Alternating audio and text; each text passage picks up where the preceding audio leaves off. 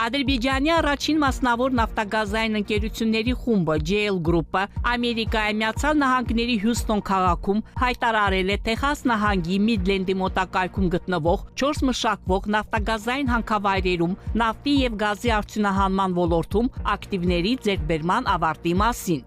Ձեռքբերված ակտիվների մեջ մտնում են ավելի քան 200 գործող հորատանցքներ։ Ընկերությունը նաև պաշտոնապես ստանձնել է այդ ակտիվների լիարժեք շահագործումը։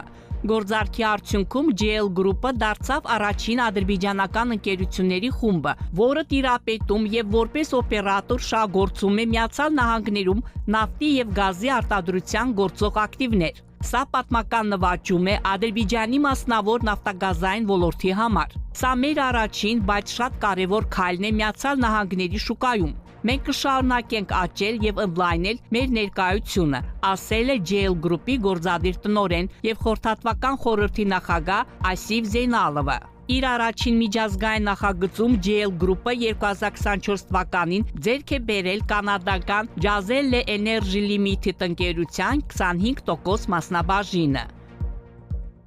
Ադրբեջանի առաջին մասնավոր նավթագազային ընկերությունների խումբը JL Group-ը Ամերիկայի Միացյալ Նահանգների Հյուսթոն քաղաքում հայտարարել է Տեխաս նահանգի Միդլենդի մոտակայքում գտնվող 4 մշակվող նավթագազային հանքավայրերում նավթի եւ գազի արդյունահանման ոլորտում ակտիվների ձեռքբերման ավարտի մասին։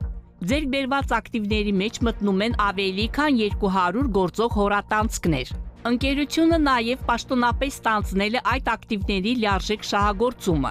Գործարքի արդյունքում JL Group-ը դարձավ առաջին ադրբեջանական ընկերությունների խումբը, որը տիրապետում եւ որպես օպերատոր շահագործում է Միացյալ Նահանգներում նավթի եւ գազի արտադրության գործող ակտիվներ։ Սա պատմական նվաճում է Ադրբեջանի մասնավոր նավթագազային ոլորտի համար։ Սա մեր առաջին, բայց շատ կարևոր քայլն է Միացյալ Նահանգների շուկայում։ Մենք կշարունակենք աճել եւ ընդլայնել մեր ներկայությունը, ասել է JL Group-ի գործադիր տնօրեն եւ խորհրդատվական խորհրդի նախագահ Ասիվ Զեյնալովը։ Իր առաջին միջազգային նախագծում JL Group-ը 2024 թվականին ձեռք է բերել կանադական Jazelle Energy Limited ընկերության 25% մասնաբաժինը։